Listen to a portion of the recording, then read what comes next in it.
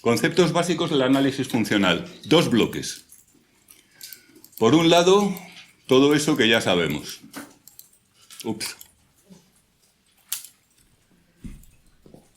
Modalidades de aprendizaje que incluyen o que están constituidas por lo que aquí vamos a llamar variables funcionales. Variables funcionales, por iros adelantando, son cosas tales como estímulo condicionado, reforzador positivo, reforzador negativo, etcétera, etcétera, etcétera. Este tipo de cosas. Que constituyen los esquemas funcionales de las modalidades de aprendizaje. Que son esos, los que vimos en primero. Cadena operante, el más importante, con diferencia en el análisis funcional. Cadena pavloviana. Y las modalidades preasociativas o uniestimulares, las más simples. Habituación y sensibilización. Ahora hablamos un poquito de ellas, simplemente por dar un inicio de refresco, pero ya os digo que volvemos sobre estos conceptos lo que haga falta. Y cuando haga falta. Y el segundo bloque son las variables disposicionales. Esto es algo que es posible que no lo hayáis estudiado anteriormente. Ningún problema. Son nociones muy sencillas. Son variables que no intervienen en las cadenas, sino que modulan los elementos de las cadenas. Modular, ya sabéis, si a alguien le gusta la música electrónica y los sintetizadores, pues sabe muy bien, todo el rato se está hablando de modulación. Que si el LFO modula el filtro y entonces hace ñau y todo este tipo de cosas. Bueno, modular es afectar sistemáticamente una cosa a otra. Entonces, ¿qué ocurre? Pues que estas variables, por ejemplo, cuando tienen determinados valores, hacen que para ti cierto tipo de reforzadores sean muy potentes. Y en cambio, para la persona que tienes al lado, ese mismo tipo de reforzadores son mucho menos potentes. O son variables que hacen que determinados estímulos discriminativos tengan mucha saliencia para ti. O todo lo contrario. Lo trataremos con un poquito más de calma, pero no es mucho más que eso. La idea es bastante sencilla. Como ya os he adelantado, aquí el problema no son los conceptos, el problema es luego usarlos en los casos reales. Ya hoy vamos a empezar a ver algún casito pequeñito. Aunque no todavía clínico, claro. Aprendizaje preasociativo o uniestimular. Lo recuerdo a abuela pluma. Tenemos un estímulo, que puede ser un estímulo puntual, ya sabéis, básico, tónico, un zumbido, un cacharrazo, la cara de alguien con un gesto determinado. Una palabra que nos dice alguien.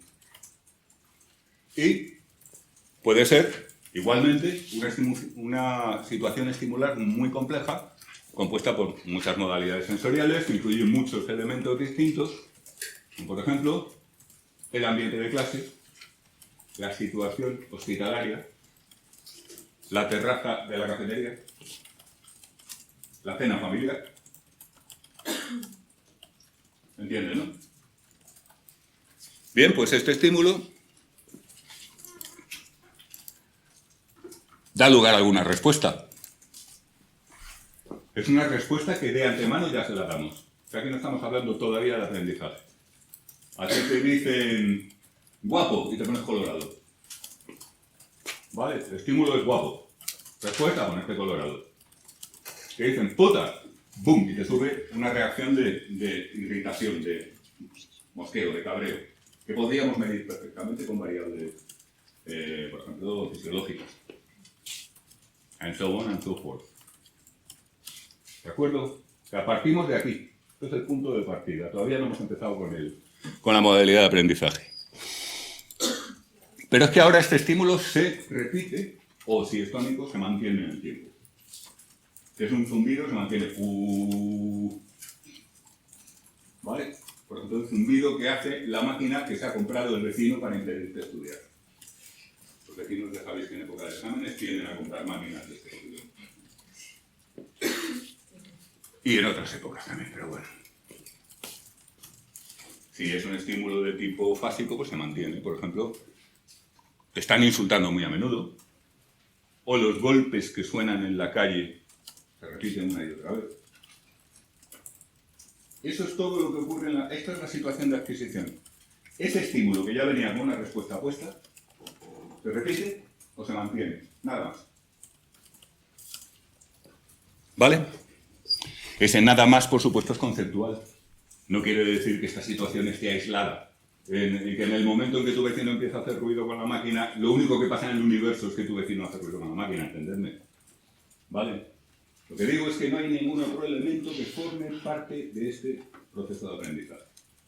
Solo ese estímulo que ya traía su respuesta de antemano, la que fuera, aprendida o no, y la repetición, o el mantenimiento si es tónico. ¿De acuerdo? Bueno, pues entonces pueden pasar dos cosas. Si a raíz de esa repetición o mantenimiento la respuesta que se estaba dando de antemano se reduce, hablamos de habituación. Ese proceso ha sido de habituación.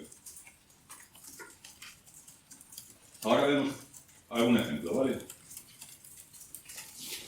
Si por el contrario, esa respuesta que ya venía de antemano, por ejemplo, la irritación de que te digan no sé qué, o los nervios de que el vecino hace ruido, o lo que sea, en lugar de reducirse, aumenta, hablamos de sensibilización.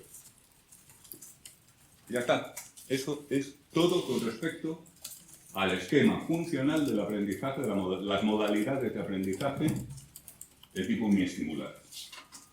No tiene más historia. Modulaciones y cambios en las cuales la respuesta, cuál deja de ser, todo eso y tal. ¿Entendido? ¿Ninguna duda, supongo? ¿O sí? ¿Alguna duda? Que no la haya, por favor, no la dejéis. ¿Bien? Vale. Fijaos que esto es habituación o es sensibilización dependiendo de lo que resulte ocurrir. Es decir, es a posteriori. Yo podía decir, voy a coger a esta señora y la voy a habituar a no sé qué. Y entonces, bum, bum, bum, y resulta que se me sensibiliza. O a la inversa. Voy a sensibilizar a este tío a tal cosa. Y le empiezo a repetir un estímulo y resulta que se me habitúa y al rato ya ni responde. ¿Sí? Tengo una duda, pero es como que se enlaza con una lectura que nos mandaron en técnicas y es que básicamente decían que no se puede confundir la habituación con estar acostumbrado. Efectivamente. ¿Por qué? Pues porque estar acostumbrado implica muchísimas más cosas. Estar acostumbrado implica, entre otras cosas, ciertas pautas de conducta. Estar acostumbrado como término se refiere mucho más a hábitos. Vale. Y hábito no es habituación. Yo estoy acostumbrado a desayunar antes de ducharme, o a ducharme antes de desayunar. O sea, es muchísimo más amplio. Una costumbre típicamente va a implicar diversos procesos de habituación, pero no algo inverso. Vale. Vale, lo que pasa es que en el lenguaje coloquial usamos el término, bueno, el perro ya no hace caso al juguete, se ha acostumbrado a él y no le interesa. Eso es una habituación. Vale. Vale, pero decimos se ha acostumbrado. Yo estoy tan acostumbrado a coger la M40 que la cojo incluso cuando no tengo que ir por ahí. Eso no es habituación. Eso es un hábito. ¿Vale? Sí. O sea, correcto, no es lo mismo. Es más amplio y más complejo el concepto de costumbre o de acostumbrarse. Vale. ¿Alguna duda más? Gracias por preguntar, porque estas cosas, pues a lo mejor se me hubiera alguna vez, fíjate, por ejemplo, cuando doy clase a gente de biología y tal y cual, siempre les saco este tema. No me confundáis acostumbrar con habituar. De repente no se me ocurre, pues está muy bien que lo apuntéis. ¿Vale? No te voy a llamar la bióloga a partir de ahora, tampoco, no te creas. Vale, situación. Por algún motivo extraño, necesidades de guión, una novela que estamos escribiendo, lo que sea, una persona, tú, por ejemplo, te encuentras en un ambiente distinto, desconocido, te reclutan para un ejército o para un trabajo muy particular o para una agencia del Estado, lo que sea, y te encuentras rodeada de una serie de gente, en principio gente normal como tú, pero te empiezas a dar cuenta de que ahí pasa una cosa, que es que la gente se trata con unas maneras muy bruscas. Entonces se dicen unos a otros unas cosas muy bestias. Un tío le dice a otro, ¿qué pasa, hijo de la gran puta? ¿Cómo lo llevas hoy? ¿Se ha perdido la zorra de tu madre? El otro dice, pues sí, chaval, ¿qué pasa? Joder, a mi madre no lo sé, pero la tuya estaba con mi padre, así que no sé nada seguro. O sea, tienen costumbre de hablarse así. Una tía le dice a la otra, ¿qué pasa, cachoputa? ¿Ya has acabado con eso? ¿Me tienes? Hasta el coño, zorra. Hablan así, todo el rato.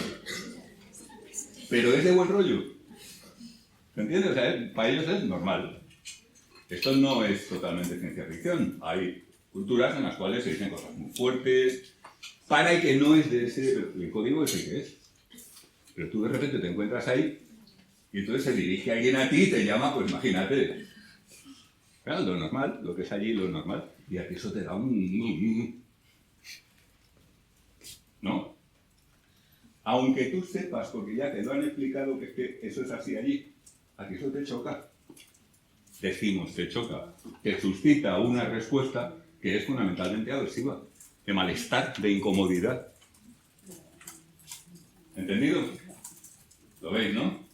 Ya tenemos la línea de arriba, un estímulo que se repite, perdón, un estímulo que todavía no se ha repetido, que da lugar a una respuesta, a una reacción de aversión, de incomodidad, de malestar psicológico, que podríamos medir físicamente. Tomamos una medida bien fina de tu tensión arterial o de la conductancia eléctrica de tu piel. La tasa cardíaca, cualquiera de esas cosas nos indica claramente que hay una reestructuración. ¿Vale? O sea, no nos estamos inventando nada. Bueno, pues como tienes que hacer un trabajo con esa gente, pasan los días y pasa el tiempo y eso sigue así, tal y cual, y esas situaciones se repiten. Y es perfectamente posible que al cabo de unos pocos días, pues eso ya te afecte menos. Y es perfectamente posible que al cabo de más días todavía, pues eso no te afecte en absoluto. Y te resulte normal. ¿Se entiende? Fijaos que eso con algunas personas ya nos pasa. Personas con que tenemos suficiente confianza, podemos utilizar el lenguaje, quizás sin llegar a estos extremos. Pero más duro, que usaríamos porque todos, los dos sabemos que esto es de buen rollo y que tal. Y es como si dijéramos un código aceptado entre nosotros. Entonces ya no se produce. Pero en el ejemplo que he puesto, que es bastante a lo bruto, perfectamente posible que tú al cabo de 4 o 5 días, por ejemplo, pues ya te dicen, ¿qué pasa, maricón, hijo de la gran puta, sarnosa, no sé qué? Te quedas igual. Pues nada, tío, aquí, rascándome el culo, a ver qué... Se ve, ¿no? Tendría su gracia. Bueno. Pero puede haber otra persona que es al revés. Al tercer o cuarto día, ya la reacción de malestar que le produce se dispara hasta unos límites que no lo aguanta. Pero por favor, sáquenme de aquí, yo no puedo seguir con esto, no lo soporto, no lo tolero, me voy. Esa persona se ha sensibilizado, la primera se ha habituado. Está claro, ¿no?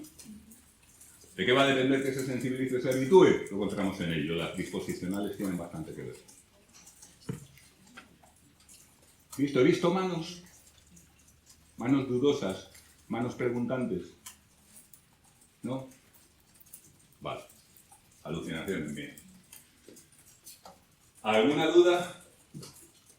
¿Lo veis, no?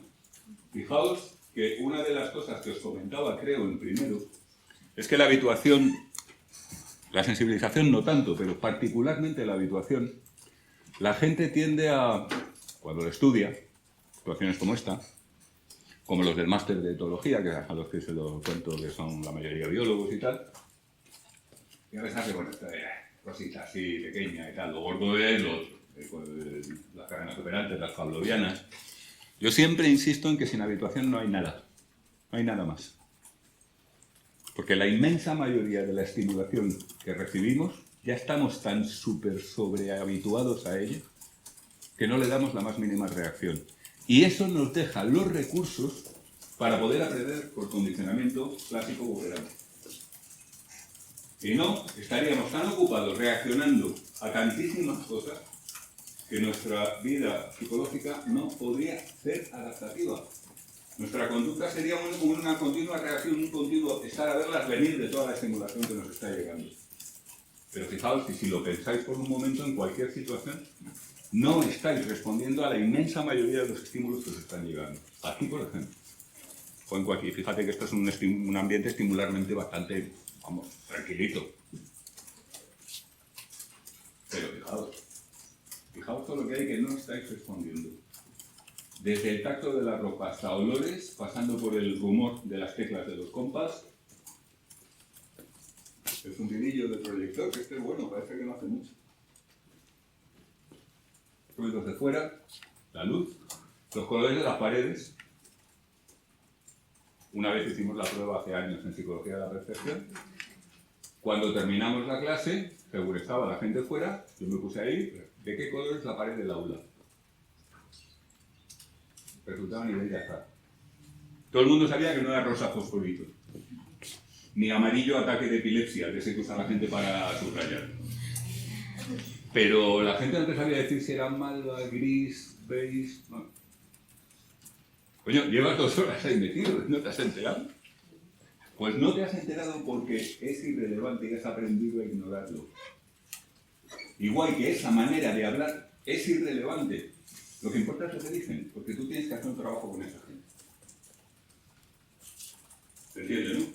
Entonces, la habituación es el gran filtro que nos permite reservar nuestros recursos para las cosas que son importantes para adaptar nuestra conducta al medio. ¿Lo veis, no?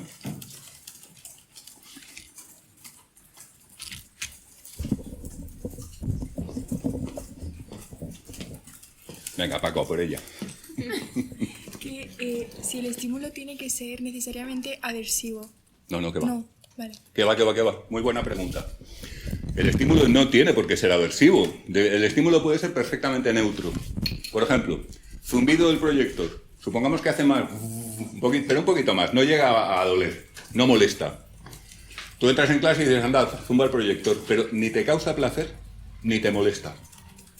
A los 5 minutos de clase no lo estás oyendo. Te has habituado y es un estímulo que no es ni apetitivo ni aversivo. Estímulo apetitivo. Supongamos que te encanta el caviar. Y resulta que te haces millonaria y decides que vas a comer, cenar, desayunar y merendar caviar todos los días. Joder, pobres esturiones, tía, qué mal. Entonces, pues a un tiempo el caviar ya no te produce tanta respuesta apetitiva como cuando lo podías tomar muy ocasionalmente. Esa es la tragedia de los ricos. Lo tienen todo y no disfrutan nada. O eso es lo que nos cuentan para que nos callemos, más bien. Pero en fin, no entremos en Honduras que... ¿Lo veis, no? Por supuesto, cualquier estímulo, sea apetitivo, sea aversivo o incluso sea motivacionalmente neutro. ¿Vale? Sí. Y cuando tienes un estímulo apetitivo que después de mucha repetición empieza a resultarte quizás incluso aversivo, yo qué sé, cuando comes, pues el ejemplo que has puesto, la misma comida durante muchos días seguidos y llega un punto en el que dices, es que no quiero, es que lo huelo, lo miro y me da asco. Sí. ¿Eso es una sensibilización? No, no exactamente y sobre todo no solo. Fíjate que tocas un tema vital, la nutrición. Nosotros vivimos en un mundo de abundancia en el cual estas cosas no se notan tanto. Pero, por ejemplo, en casos relativamente extremos se notan las embarazadas. De vez en cuando, una mujer embarazada, pues algo que nunca en la vida le ha gustado, le apetece un montón. O viceversa. Si excluimos todo el cuento que le echan para hacérselas interesantes, para que les hagan casito, etcétera, que también no cabe la menor duda, hay un resto, que puede ser muy importante, de verdad, que es que su cuerpo les está pidiendo unos nutrientes y no otros. Si tú algo que te gusta mucho lo estás comiendo una y otra vez, bum, bum, bum, bum, estás empobreciendo tu dieta. Y es posible que llegue un momento en el cual tu cuerpo ya te esté avisando de más de esto, no, por favor, que necesitamos otras cosas. ¿Entiendes? O sea, ahí hay una interacción que puede ser muy complicada con un proceso que es puramente fisiológico. Sí, pero que puede pasar también con estímulos que no tengan que ver con la nutrición o con la Por comida. ejemplo, Pues cuando haces durante mucho tiempo la misma actividad, que al principio te encanta, luego puede pasar a ser como, bueno, pues voy, y llega un punto en el que te aburre y dices, es que no quiero seguir. Es que haciendo esto. ahí ya el proceso que interviene es un proceso más que tiene más que ver, probablemente, depende de la actividad, pero tiene más que ver probablemente con la saciación. Es decir, tú te apetece mucho jugar a X, que es un juego que te encanta. Te pones a jugar, y llega un momento que ya, pues ya está bien. Como te cansas, hombre, lo de comer tiene otra... Pero como te cansas, por ejemplo, de los estímulos sexuales, de los estímulos tipo narraciones, tipo... Eso no es exactamente una habituación y, sobre todo, ni una sensibilización, porque se puede constatar que tiene un ciclo que corresponde con el de una saciación. Es decir, al día siguiente te vuelve a apetecer. Y te vuelve a apetecer posiblemente al mismo nivel al que te apetecía el día anterior. La habituación no funciona así. Si lo miráis en los apuntes veréis que cada vez que se repite hay recuperación espontánea en 3 sesiones, pero a cada sesión el nivel inicial de la reacción al estímulo es menor. Y además la caída es más rápida. Si tú eres capaz, por ejemplo, de hacer esa actividad, de recibir esa estimulación, digamos, de un videojuego, durante 2 horas al día, y luego más o menos a las 2 horas te cansas, y te tiras así por ejemplo, un mes, ahí no hay un proceso de habituación. Pues si fuera habituación, llegaría un momento que ya no reaccionarías en absoluto, o reaccionarías muchísimo menos que al principio a la estimulación que te proporciona ese entorno. ¿Lo ves? ¿Más dudas? ¿Queda claro? Sí. Que, por ejemplo, cuando estás en una relación amorosa y durante el primer mes es todo súper guay y tal, y individualmente tú van pasando las semanas y te vas cansando y esa persona te deja de gustar hasta el punto de querer romper con esa persona y hacer tu vida por otro lado, ¿es que te has podido habituar a esa persona? Pero es más complejo, de nuevo. O sea, es más complejo, obviamente. Mucho más complejo. Puede haber elementos de habituación. Puede haberlos, pero vayamos por partes. Primero, el enamoramiento es un proceso que Manuel de Juan Espinosa... ¿Alguien ha tenido a Manolo de Juan Espinosa? Sí. ¿De profe?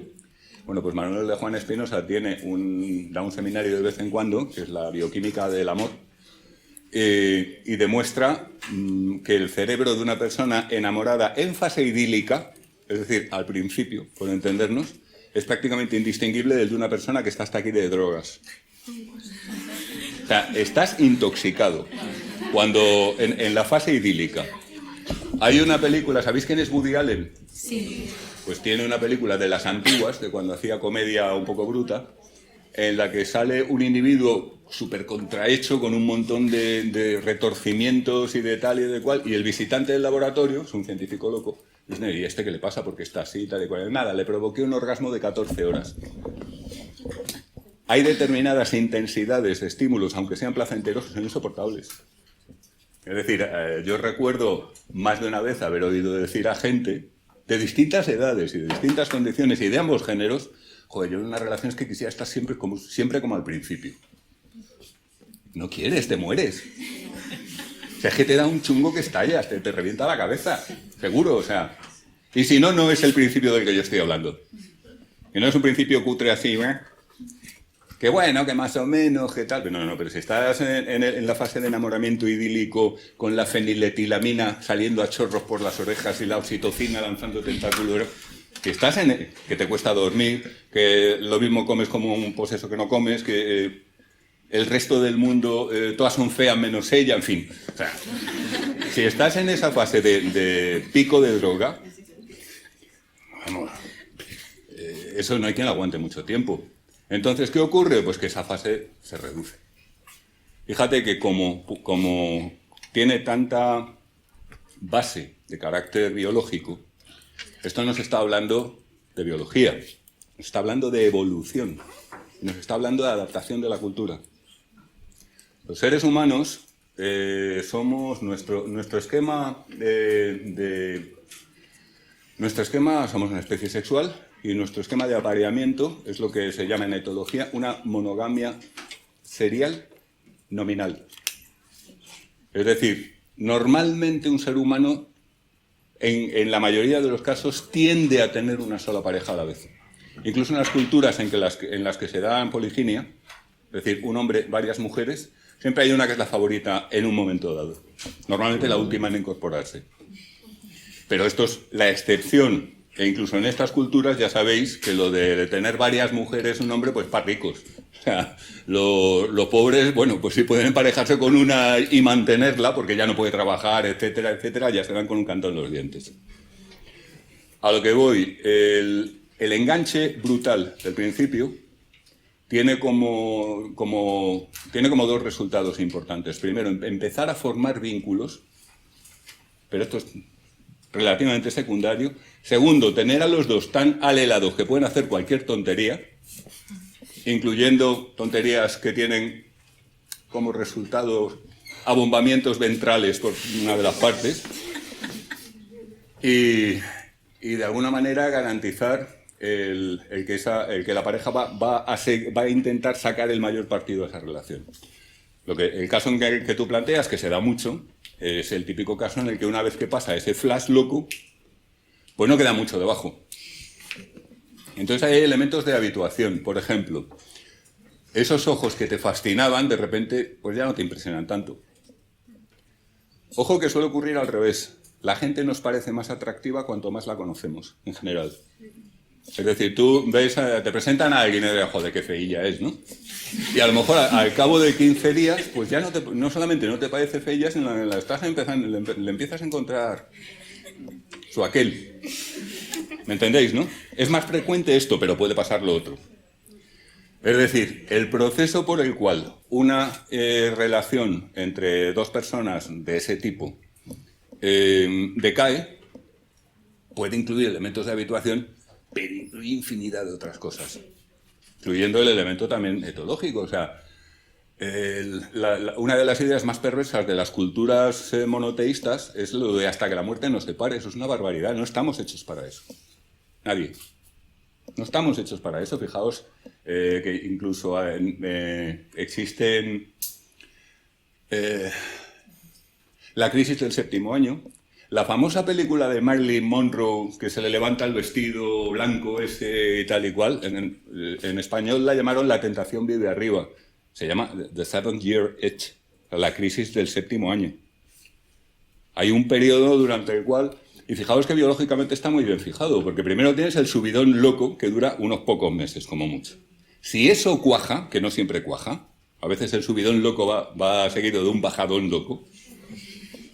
Si eso cuaja, tienes un tiempo que es suficiente para embarazarse, tener la criatura, y durante esos 6, 7, 8 años en los que hay una relación que ya no es loca, pero que sí es todavía bastante tal, pues sacar adelante a los críos, porque en el estado, y voy a volver a menudo sobre este punto, en el estado natural de nuestra especie, una niña de 6, 7 años se cría con sus iguales, no con sus padres.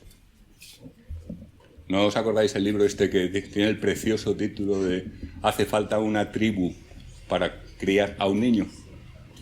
Es verdad. En nuestra especie siempre ha sido así a lo largo de todos nuestros 200.000 años mal contados de historia como especie. Llega un momento en que se vive en clan, se vive en tribu, no más de 70 personas. El padre y la madre, suponiendo que sepan quiénes son, porque si la tribu tiene una cierta tendencia promiscua puede haber dudas, incluso si no la tiene,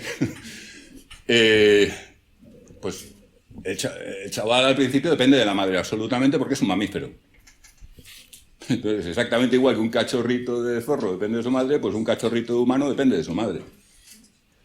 Pero una vez que ya empieza a tener, a los 3 o 4 años, ya está haciendo trabajo útil para la tribu. Marvin Harris, antropólogo, tiene calculado que un niño humano en la situación natural está amortizado alrededor de los 4 años. Es decir, a los 4 años ya ha aportado a la tribu, haciendo recados y cosas así, el equivalente a lo que la tribu ha gastado en él. 4 años, ¿sí? Pues claro, pues a partir del punto 6, el año 6, 7 de ese chaval, pues no hay necesidad biológica de que la pareja siga junta. Antes sí, porque muy probablemente necesita a los dos padres al principio. la madre está desvalida, bastante desvalida al principio, entonces si el otro no se ocupa, puede acabar siendo inviable el niño, la cría. Pero a partir de un punto ya va con sus primos, hermanos y todos los de la tribu, que al fin y al cabo pues son sus parientes. Y con eso se socializa y con ellos alcanza la madurez. ¿Se ve? Ahora, ¿por qué tenemos ese amago y luego decae? Por 100.000 razones. Ahí puede haber elementos de habituación como los ejemplos que hemos visto, pero hay muchísimas más cosas. El misterio, el gran misterio de todo esto, fijaos que tampoco Manolo de Juan lo tiene la respuesta, ni la neurociencia ni nadie. ¿Por qué precisamente esa persona? Esa es la pregunta. Pero claro, te has puesto muy estupendo, muy brillante, con los ojos haciendo no sé qué, y las mariposas circulando por no sé dónde y todo eso. ¿Pero por qué precisamente esa persona? Hasta el punto de que anula perceptivamente a las demás. O sea, a ti te ponen a tu amada rodeada de todas las top models y ni las ves. En esa fase, ¿se entiende? Más adelante ya sabemos todos que pueden pasar muchas cosas.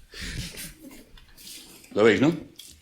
Pero vamos, la habituación es un proceso mucho más simple, conceptualmente. Sí. Que se me ocurre, puede ser que cuando pasó, durante la pandemia que todos llevamos mascarilla, el proceso de ignorar, pues, nariz, boca, etcétera, fuese por una habituación. Decir, pues, te ignoro, en plan, no le veo la cara a nadie, pues, la ignoro y luego cuando te veo la cara es como... Sí, ahí Qué hubo... raro. Ahí el primer proceso de habituación, más complicado, fue habituarnos lo de las mascarillas. habituarnos a vernos así, a vernos con mascarilla y adquirir la costumbre de atender mucho más a las señales oculares. Porque es que si no, las señales oculares, tanto de identidad, tenías que identificar a la persona por la parte superior de la cabeza nada más. Claro, los que llevamos una gorra que es siempre la misma, pues damos alguna pista. Pero estas chicas que se cambian el color del pelo cada 2 semanas, la madre que las parió, se podrían haber estado quietas en la pandemia, no había forma. Bromas aparte, lo primero era habituarnos a dejar de reaccionar raro a las mascarillas y que eso nos permitiera centrarnos en tener unas interacciones lo más normales posibles. Y luego, pues, claro, a todo lo demás, todos los demás estímulos más o menos disruptivos que vinieron acompañando eso.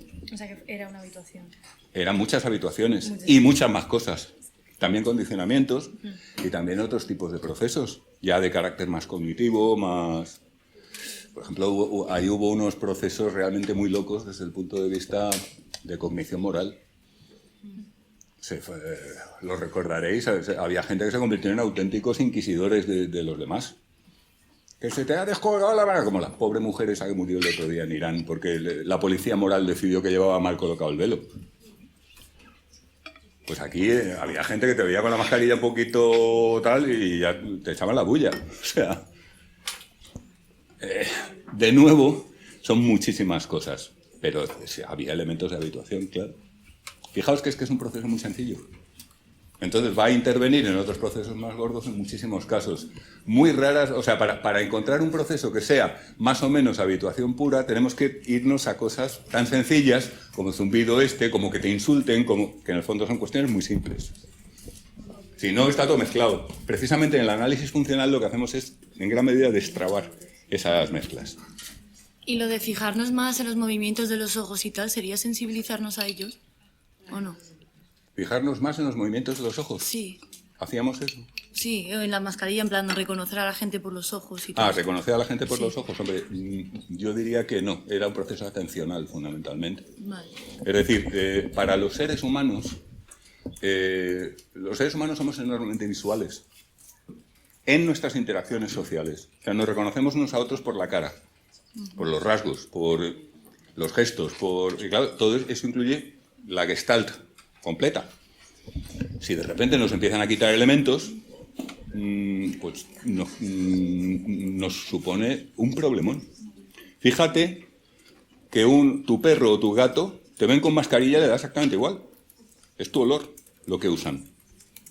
Le enseñan, cuando tú te has ido de viaje, tienes un perro que te adora, supongamos, y alguien le enseña una foto tuya, mira, tu ama, no sé qué, tal y cual, el perro mira la foto.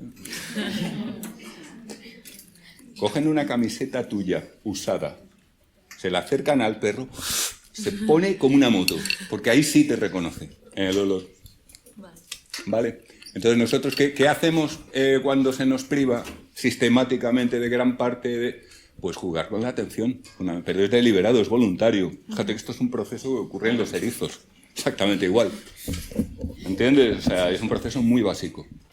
Lo que ahí hacemos, lo que hicimos, es prestar una atención a los ojos anómala. Y además al principio, ahí también hubo gente que se tuvo que habituar a que, claro, normalmente tú fíjate, en una interacción normal, que nos miremos muy fijamente a los ojos se percibe como agresivo.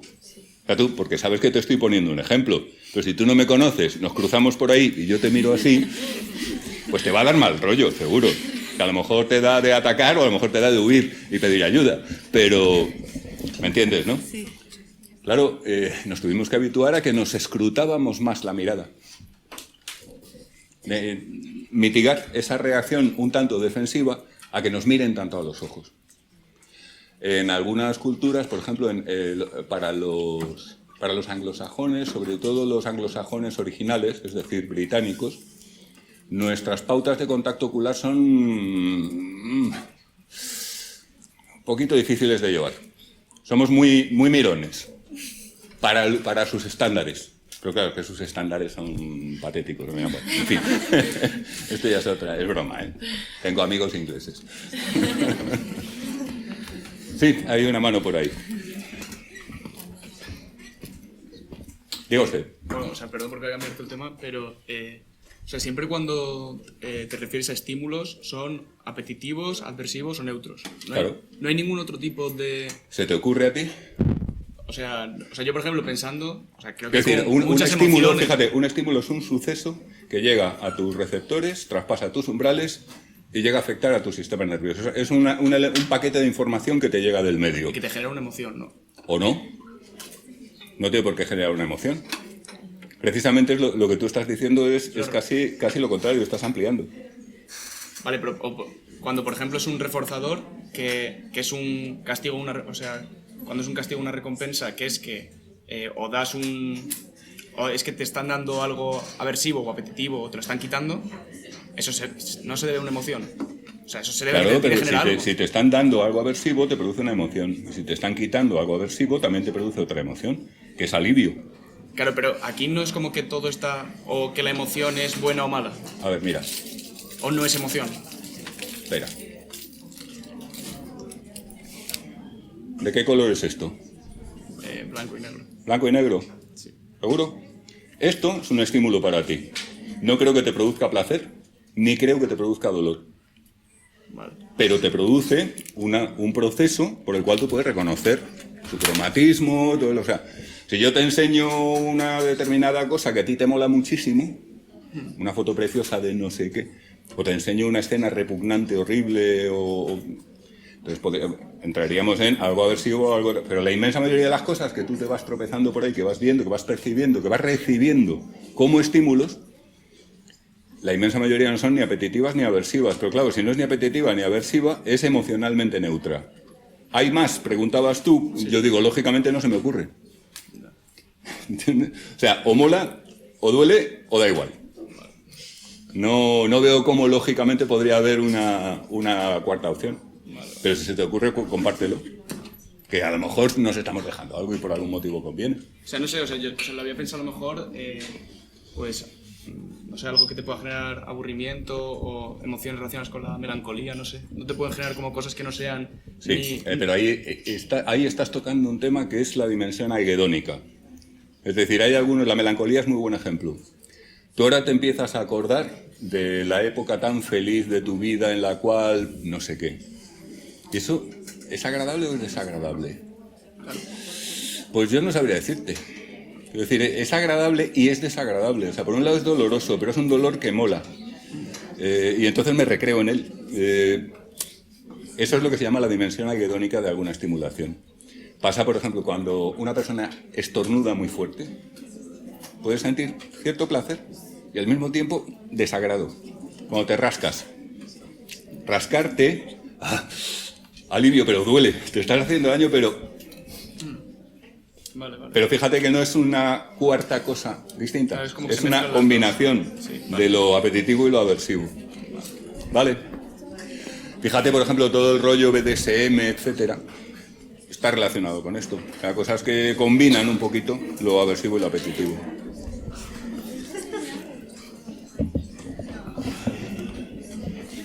¿Alguna duda más? ¿Comentario, intervención, observación? Muy bien. Pues,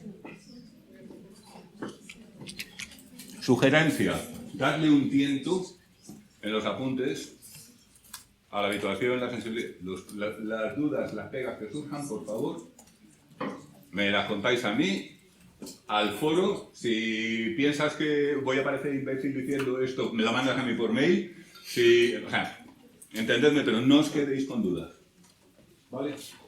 Recordad, procesos los más simples que hay, vitales, fundamentalmente la habituación, para filtrar y poder dedicar nuestros recursos a claves en muchos procesos, y tan sencillos que es muy raro encontrarlos aislados. Hemos visto un montón de ejemplos de estos. El ejemplo del enamoramiento, el ejemplo de... Muy raro que aparezcan aislados. Siempre en combinación con otros procesos de este tipo o incluso de carácter ya cognitivo, etc. ¿Vale? Seguimos, si os parece. Cadena pavloviana, condicionamiento clásico o respondente. En el principio era el estímulo incondicionado. El estímulo incondicionado es un estímulo puntual o una situación estimular compleja que se caracteriza porque ya viene también con una respuesta muy puesta, de antemano, a la situación, a la cual llamamos respuesta incondicionada. Quizás recordaréis que en los libros más introductorios se suele decir que la relación entre el EI y el ARI es innata, pero no tiene por qué ser así. El ejemplo paradigmático es Pavlov. A un perro le das carne, estímulo incondicionado, y se produce un incremento de la salivación, respuesta incondicionada. ¿Por qué ocurre eso? Pues porque el perro está diseñado así. Un contacto adecuado con las propiedades químicas adecuadas, como las que tiene la carne, en las mucosas bucales, produce, por las vías neurales que sean, que Pavlov no las conocía, precisamente estaba intentando investigarlas, produce un incremento de la actividad de las glándulas salivares. Pero cualquier perro que esté, como si dijéramos, bien construido, en cuanto perro, tiene esta propiedad, no necesita haber aprendido nada. Entonces, efectivamente, la respuesta incondicionada salivar de los experimentos de Pavlov es una respuesta incondicionada innata a un estímulo incondicionado que es de forma innata y que la produce. Es el caso típico por razones históricas, por los estudios de Pavlov, pero no tiene por qué ser así. Lo único que necesitamos para que se produzca una cadena pavloviana del estímulo incondicionado y de la respuesta incondicionada es que cuando lleguemos al momento de la adquisición de esa cadena, eso ya esté de antemano, que ya esté previamente ahí, sea por razones innatas o no. ¿Vale? Pero va a hacer el papel funcional, respectivamente, de la carne y la salivación. ¿Vale? Si tú has aprendido desde muy pequeño que cuando te dicen, sí, pensando en un caso de una obsesión-compulsión real, una chica que cuando oía flores, la palabra flores en plural, tenía que decir ella pajaritos de colores. Entonces las amigas eran unas hijas de puta, flores, y ella, cabronas, pajaritos de colores. O sea, una cosa bastante, bueno, pues un toque bastante benigno. En cuanto se tomó la molestia de tratárselo, lo superó. Pero suponte que tú traes de antemano una asociación de este tipo y que yo la puedo utilizar de forma que una la uso como estímulo incondicionado y la otra como respuesta incondicionada. Y funciona perfectamente, aunque no es innato, evidentemente. ¿De acuerdo? un momento que había una hand. Somewhere. Por ahí, ¿no? Sí, perdona. No me convence porque yo siempre he escuchado que hay muy pocos estímulos incondicionados. Hay muy Innatos pocos. hay poquísimos. Pero exactamente, o sea, el caso que has puesto de la niña que dice algo, esto es totalmente condicionado. Ha tenido que aprenderlo, es un aprendizaje. El estímulo incondicional, sí, claro, está aprendido. Y se dice, Pero yo podría usarlo como estímulo incondicionado. Fíjate, incluso ahí habrás oído hablar de condicionamiento de segundo orden. sí. Pues 3/4 de lo mismo. O sea, en vez de llamar EC1, EC2 infinitamente, sustituyes A efectos de análisis funcional lo es hacemos mismo. así. Vale. Simplemente el que hace el papel de... O sea, funcional significa hacer el papel de... O sea, necesito a una villana que sea la mayor cabronísima del mundo. Y la voy a elegir entre vosotros para una película. ¿Vale? 1,5 millones de euros. ¿Vale? Unas cuantas os vais a presentar. Yo necesito que la persona a la que escoja sea realmente una cabrona. Necesito que haga ese papel. Y puede ser la tía más maja, y más dulce, más encantadora del mundo y hacer el papel. Hay infinidad de ejemplos históricos en el cine de personas que han hecho papeles que se me ocurre. ¿Os acordáis de Juego de Tronos? ¿Cómo se llamaba el niñato malo hijo de Cersei Lannister? Jeffrey Baratheon. ¿No? Lannister. Lannister. Era Baratheon, pero Era Baratheon porque supuestamente era hijo, pero era hijo de Jaime Lannister, como todos sabemos. Con lo cual, en realidad era Lannister, pero en su DNI ponía Baratheon. Sabemos de quién hablamos, ¿no? Sí. Un hijo de la gran perra de personaje que recibía todo tipo de... O sea, tenía millones y millones de haters por todos los lados, desde su vecindario físico hasta, por supuesto, las redes. Le llamaban de todo, le mandaban de todo. Y en la vida real es un chaval estupendo, súper inteligente, que ha hecho no sé cuántas carreras, que ha trabajado de voluntario en no sé cuántos sitios. O sea, pero es que era tan convincente como villano. Aquí estamos un poco en las mismas. Es decir, un estímulo tiene que hacer el papel de incondicionado. ¿Qué quiere decir eso? Pues que tiene que venir antes de que yo empiece antes de que empiece la situación que yo voy a analizar. Ese estímulo ya está emparejado con una respuesta y lo está de una forma muy estable. Que sea por razón innata o que sea porque se ha aprendido, es que a mí me da igual. ¿Entiendes? O sea, tú imagínate que a mí me viene una persona a consulta con un problema de un determinado tipo. Pues la mayor parte de las cosas, de los aspectos de qué he aprendido o qué no he aprendido, me dan igual. El caso es que yo tengo eso para trabajar. O sea, toda asociación que ya está de antemano en la cadena en la que voy a introducirme se denomina estímulo incondicionado, respuesta incondicionada. Exactamente. Vale, gracias. Así lo hacemos. Fíjate que lo mismo nos va a pasar con los reforzadores, con los discriminativos, en general. Esto lo vamos a ver un poco al final del tema porque es una idea que es importante captar. La palabra funcional, de análisis funcional, significa precisamente esto. Vale. Es decir, no hay ninguna característica intrínseca a un suceso que lo convierta en un reforzador, o en un incondicionado, o en un discriminativo, o en un condicionado. Lo que lo hace ser esas cosas es el papel que juega en una cadena. ¿De acuerdo? Cierto que no cualquier cosa que yo elija al azar o porque me da la gana me va a funcionar como refuerzo, me va a funcionar como castigo, me va a funcionar como... Cierto. Ahora, una vez que me cumple los mínimos, que sea innato, que lo deje de ser, a efectos del análisis funcional, me da lo mismo. A efectos del análisis experimental de la conducta, vertiente ya ciencia básica, pues hay que hilar más fino. ¿Vale? ¿Alguna...? Sí.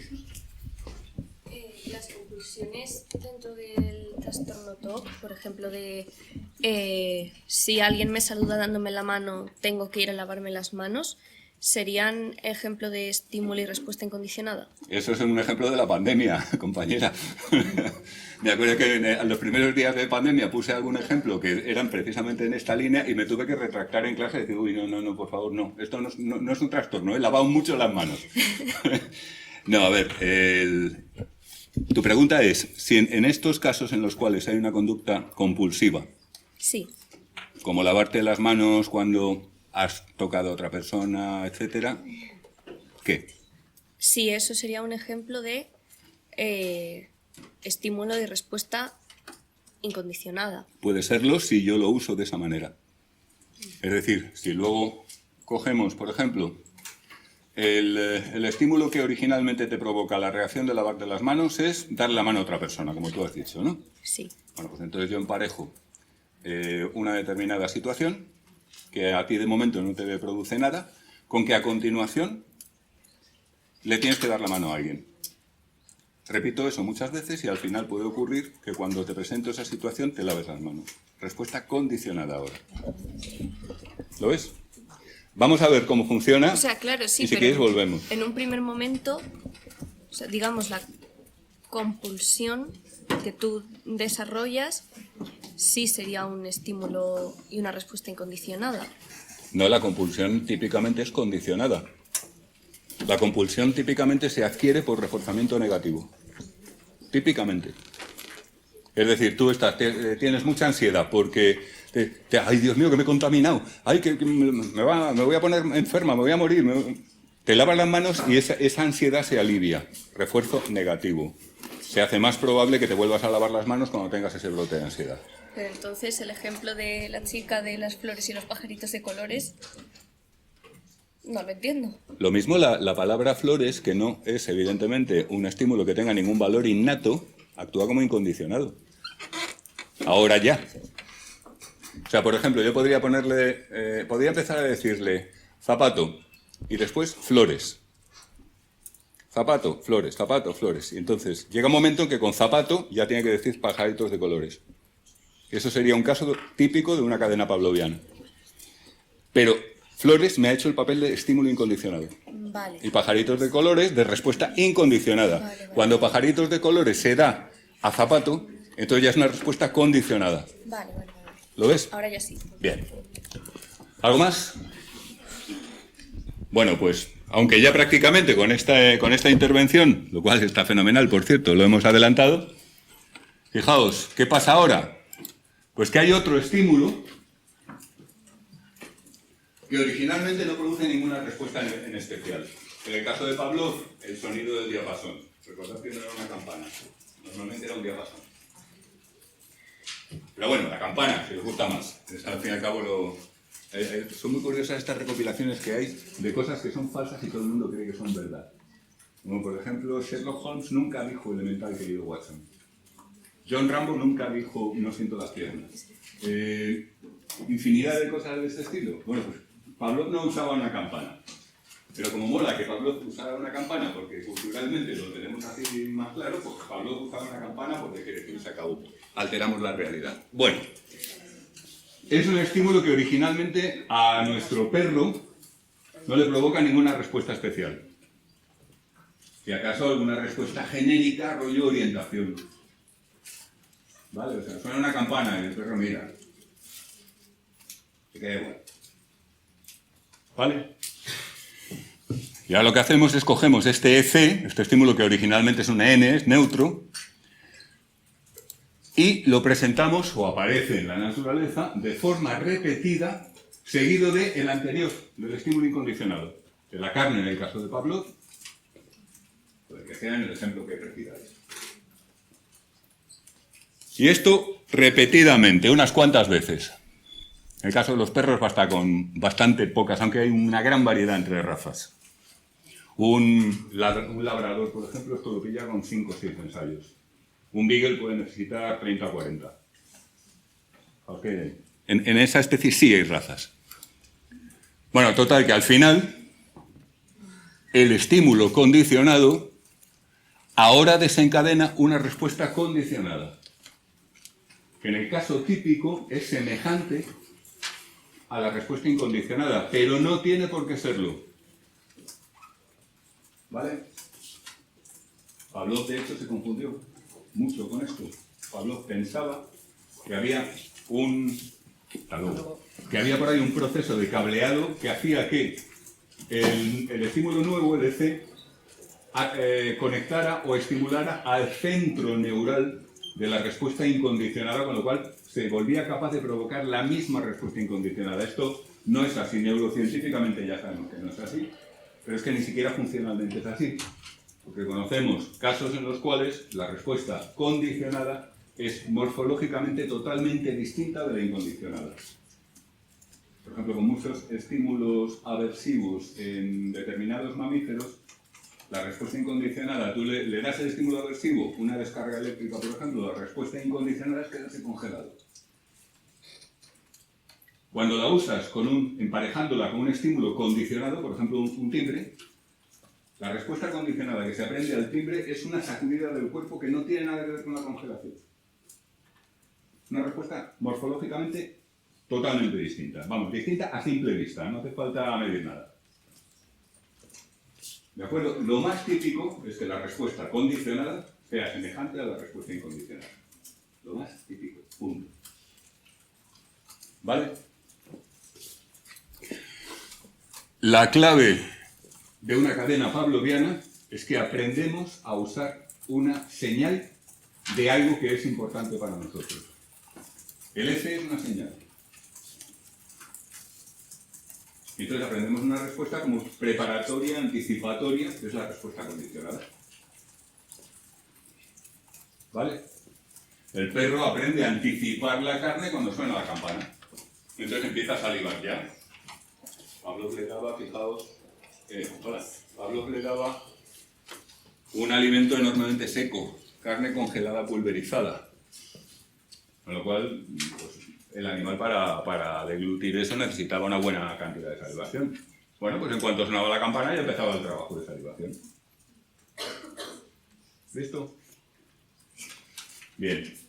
Lo que se aprende en una pavloviana, por tanto, recordadlo, es a usar una señal que nos da el ambiente, en virtud de que es contingente, recordad la noción de contingencia, está por ahí abajo todo el tiempo, está probabilísticamente relacionada con un suceso importante para nosotros, el EI.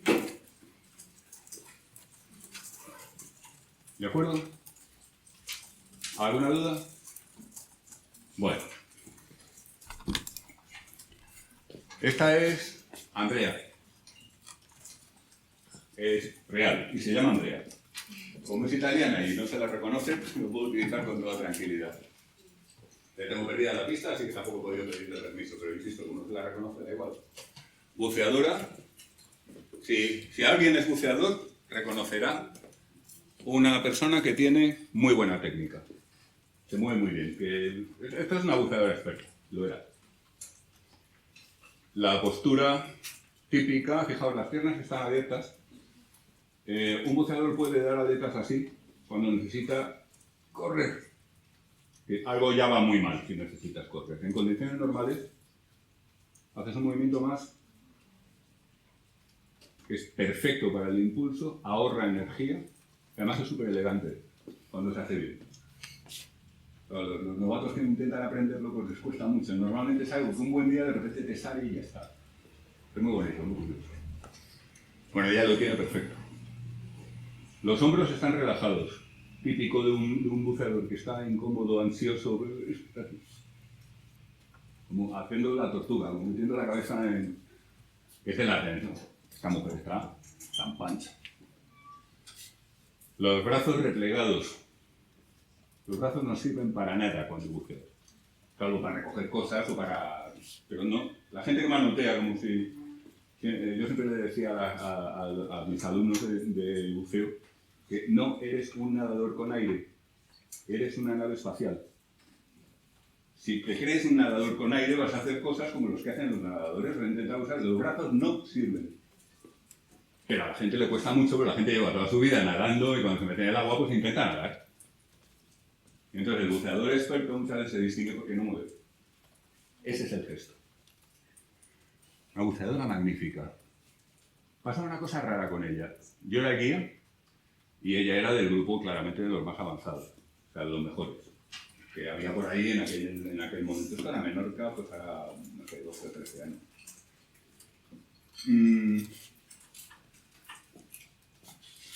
Un día me extrañó que viniera conmigo, porque había una inmersión súper guay para los guay al mismo tiempo. Entonces se formó el grupo de los que estaban en condiciones de hacer la inmersión en puede que fuera el Pozo de la Luna, cuevas de estas de las que molan muchísimo. Que además en Menorca el buceo en cuevas es probablemente la parte más atractiva. Y estas se vienen conmigo con que yo llevaba a los peques, yo llevaba un poco a gente más novata. Y solamente íbamos a hacer un recorrido, pues lo típico entre el azul, dejando el azul a un lado y al otro lado el acantilado, que es donde está haciendo más bichos y tal. Está bien, es un recorrido bonito, pero esta tía lo buena que es porque se viene conmigo. Y observé una cosa curiosa, al pasar por delante, pasamos por delante de la boca de dos cuevas. Yo previamente había hecho, como siempre hago un briefing, explicar a los buceadores, pues vamos a pasar por aquí y tal, de vez en cuando mirad al gran azul porque puede haber barracudas, no sé qué, aquí veremos meros, aquí hay unas cuevecitas que las vemos desde fuera, no sé qué, pasaremos por delante de la cueva del órgano. Estaba perfectamente claro cuál era el recorrido que íbamos a hacer. Y al pasar por delante de la boca de una cueva, me pierdo el gesto por completo. Fijaos en el hilo de burbujas que está soltando, nada, mínimo. Esta mujer era de esa gente que parece que tiene branquias, o sea, que salía con la botella prácticamente llena cuando la gente iba ya justita. O sea, eficientísima en el uso del aire. Y de repente empezaba a soltar burbujeo fuerte y a hacer movimientos bastante peores de lo habitual en ella al pasar por delante de la cueva. Joder. Y ahora que se le pasa, ¿eh? Pasamos por la entrada de dos cuevas y le ocurrieron las dos.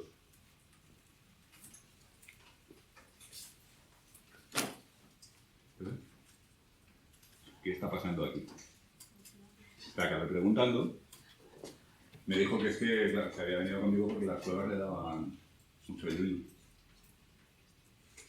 Y que sí, que efectivamente, que no, que, o sea, me interpretó mal. Creyó que o sea, yo te he dicho que no vamos a entrar en ninguna cueva cuando le he dado el briefing. Entonces, no, me parece, como si yo le hubiera dicho, me parece mal que te asustes al pasar por cuevas porque ya te he dicho que no vamos a entrar. Pero yo no quería decir eso, evidentemente. ¿Entiendes? Pero ella lo interpretó así. Entonces me dio muchísimas explicaciones. Si yo ya sé que no íbamos a entrar, pero es que no lo puedo evitar. Es que pasamos por ahí y me agobio y... ¿Lo veis, no? Bueno, pues hacerme un análisis. Funcional, claro.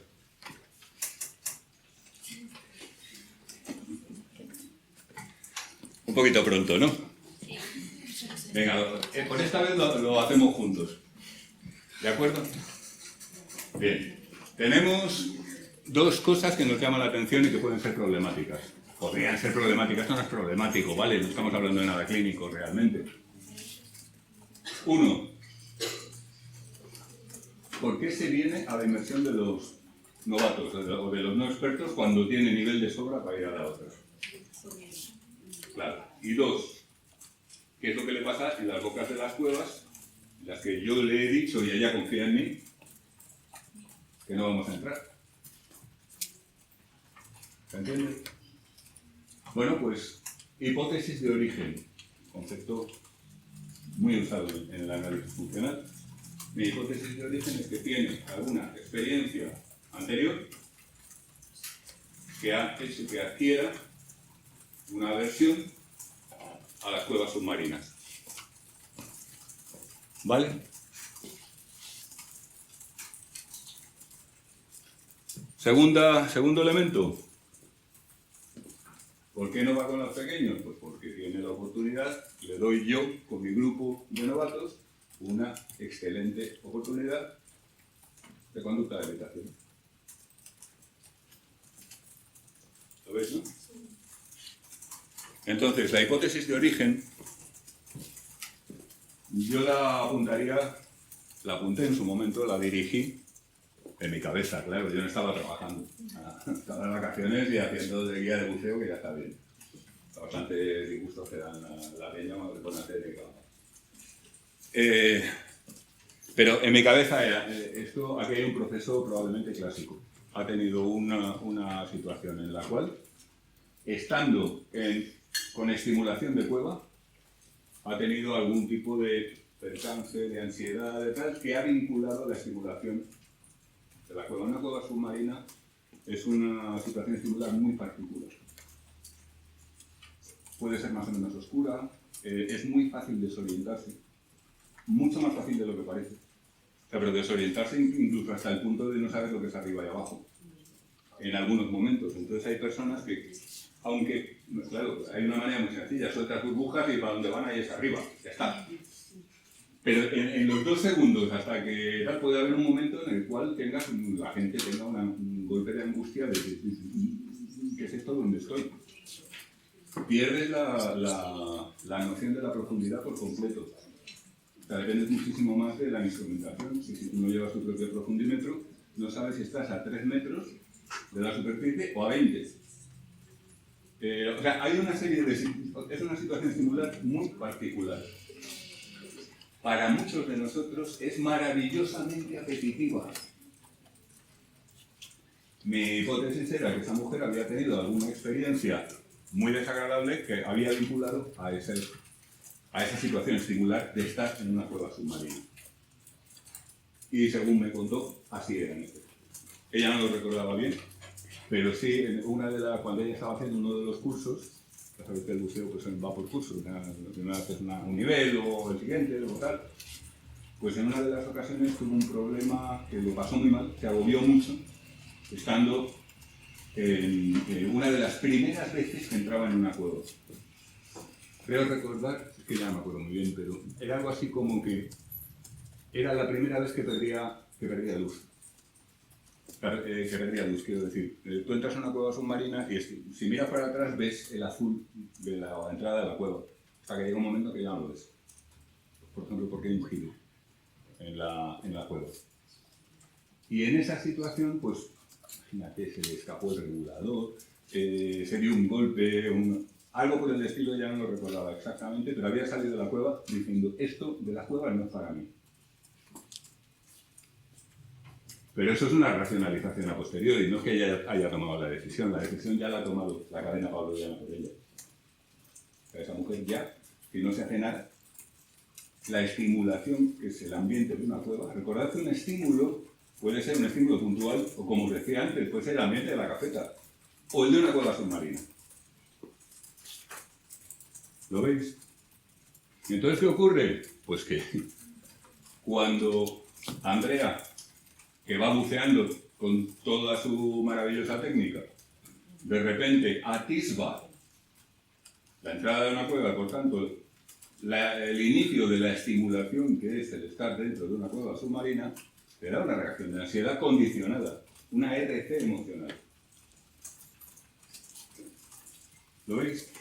Y esa reacción de ansiedad condicionada da lugar, como buena reacción de ansiedad, pues a que la respiración se le trastoque y entonces pues sea peor, técnicamente. A que la motricidad se le vuelva más tiesa y por tanto sea peor, técnicamente. Y a todo lo que se podía observar cuando pasaba por delante de las cosas.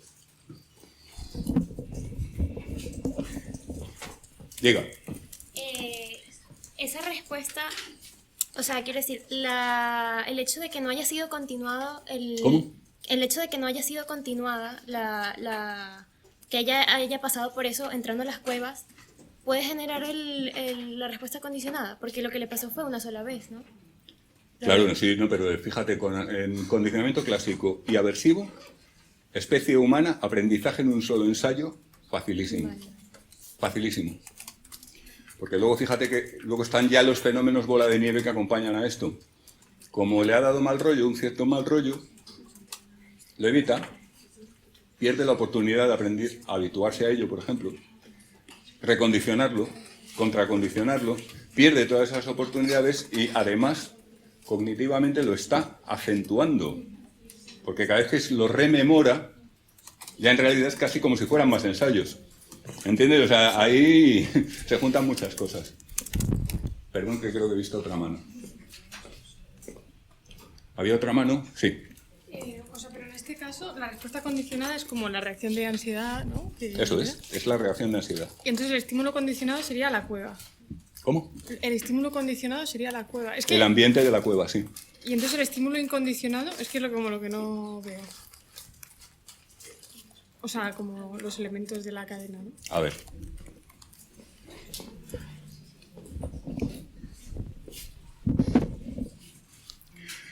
El estímulo condicionado es el ambiente de la cueva que en principio es neutro. Ya digo, para algunos de nosotros es apetitivo, es divertidísimo. Te diría muchos buceadores. El estímulo incondicionado en este caso no está demasiado claro. Pero la respuesta condicionada es la antigua. Tanto la incondicionada como la condicionada. Posiblemente el estímulo incondicionado en este caso sea algún momento en el que ha habido objetivamente algo pues, susceptible de provocar ansiedad. Un golpe, la pérdida del regulador, algo de eso, pero esto es justo lo que no sabemos con exactitud.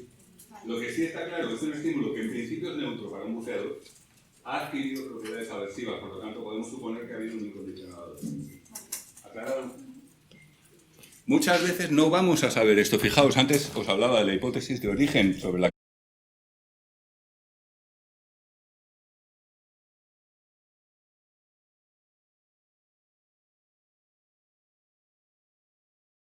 Muy bien. Pero la hipótesis de origen a veces la tenemos y a veces no. Y a veces la tenemos solo como una conjetura, una hipótesis. Y a veces terminamos con éxito el trabajo, funcionan las cosas, sale bien todo, incluso la intervención, y seguimos sin estar seguros de si la hipótesis de origen, si la tenemos, es correcta. Es algo que si lo llegamos a aquilatar bien puede ser de mucha ayuda, pero no es ni mucho menos imprescindible. Ni es imprescindible que esté completa, claro.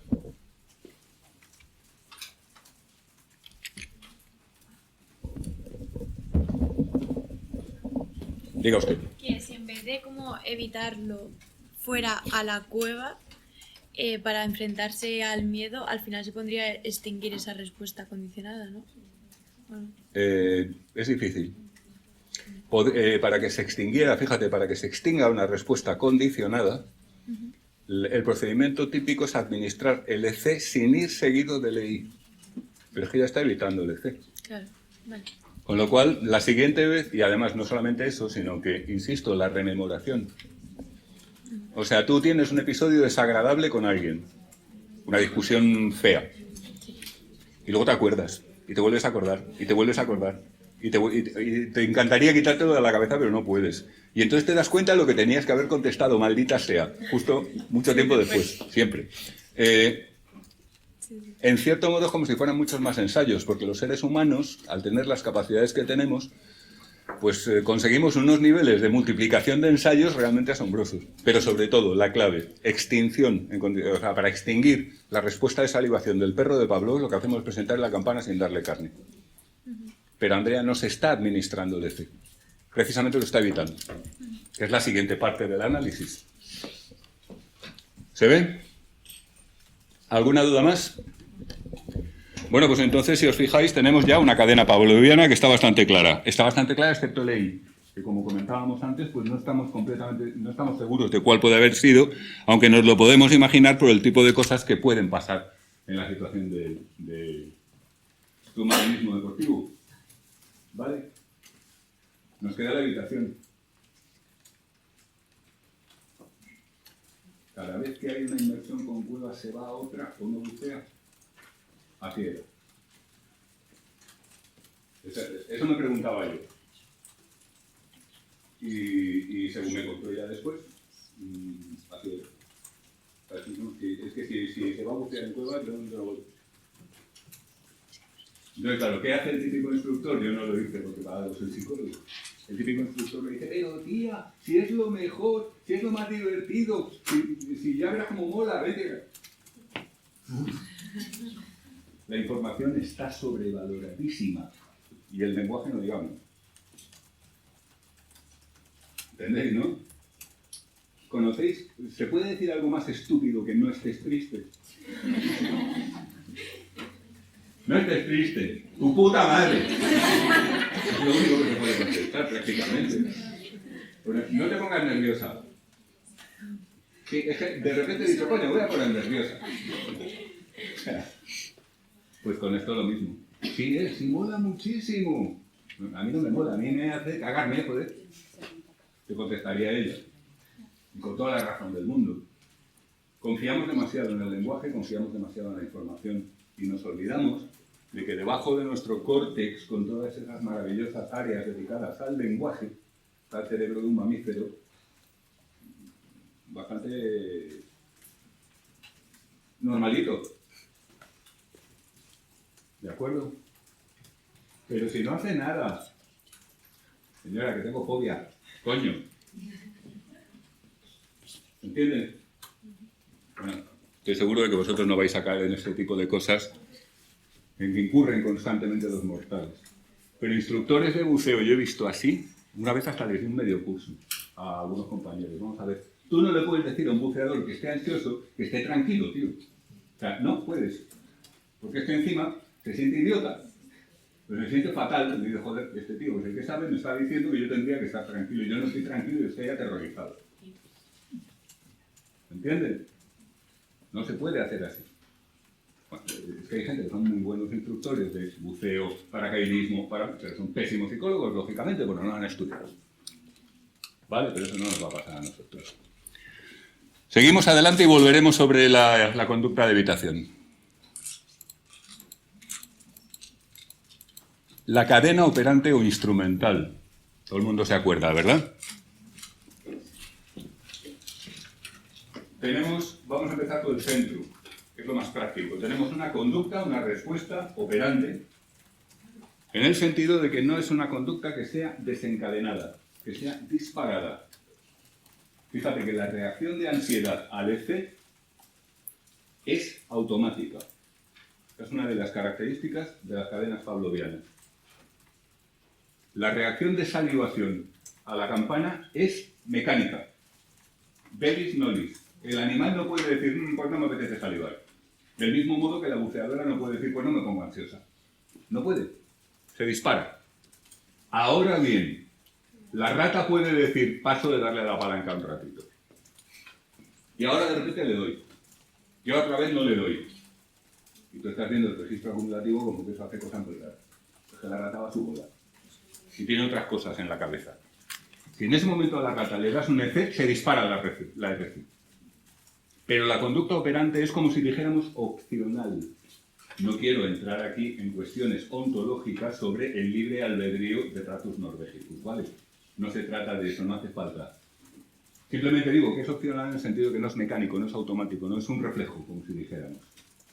Como es la salivación, o como es el golpe de ansiedad al EC, o como es el golpe de alegría al EC. También hay EC guay, ¿vale? Parece que estamos hablando siempre de los malos rollos y de las ansiedades y las fobias. ¿Vale? Pues es una canción y de repente te da un subidón, ¿no? Pero hay otras canciones que no te dan ningún subidón. Y hay otras canciones que te dan bajadón. En fin, ya hemos hablado de las canciones del verano y estas cosas, ¿no? En fin.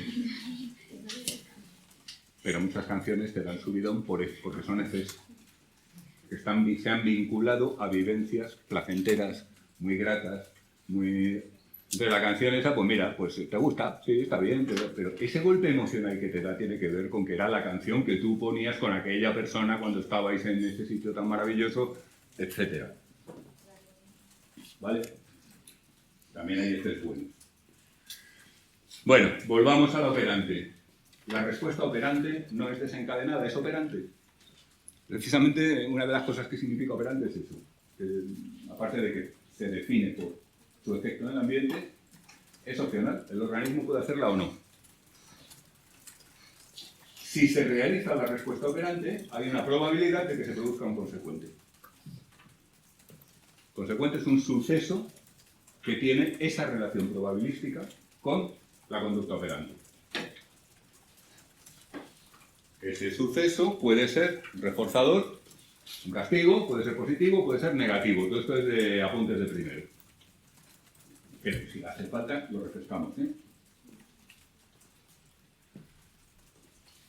Ahora bien, esa relación, esa contingencia entre la respuesta operante y el consecuente se produce si está presente un cierto estímulo en la situación. Lo que llamamos un discriminativo, que es el que indica que la contingencia operante está activa. ¿Vale? Si está presente el estímulo discriminativo y el organismo realiza la respuesta, entonces ocurre el consecuente. Eso es lo que significa una cadena operante. El último término. El discriminativo a veces es muy evidente. A veces tiene más importancia, a veces tiene menos. Y en algunos casos, por generalización, prácticamente no tiene ningún papel porque la persona o el organismo en general siempre da ese operante con una frecuencia alta. Pero en el caso prototípico es lo que se llama a veces una contingencia de 3 términos. 3 o más porque puede ser complejo. Sí. Pero el consecuente, por ejemplo, no siempre aparece, ¿no? ¿Cómo? El consecuente no siempre tiene que aparecer. Por No, ejemplo, tiene una relación probabilística, digo. Vale. Es decir, si tú haces la conducta, tienes una probabilidad, la que sea, de que tu compañera de al lado te aplique el consecuente. Le dé un puñetazo en la mandíbula, por ejemplo. Vale. ¿Vale? Vale. No lo va a hacer siempre. O Claro, sí. era por lo de la A lo mejor sí, a lo mejor la programación. probabilidad es 1. Claro. Pero lo más normal es que no sea 1. En un momento determinado, tú haces la conducta, ella no se está fijando en ese momento, se le pasa desapercibida y cuela. O la probabilidad puede ser muy baja. Solamente te da el puñetazo en ocasiones muy particulares en que tú haces la conducta. Pero si no haces la conducta, no te lo da. ¿Vale? Recordad, una contingencia es siempre una relación probabilística, es una función de una probabilidad condicionada en realidad. Y ahora que he visto que a algunos os gustan las matemáticas, os vais a entender. No, es broma. Esto está claro, ¿no? Bien.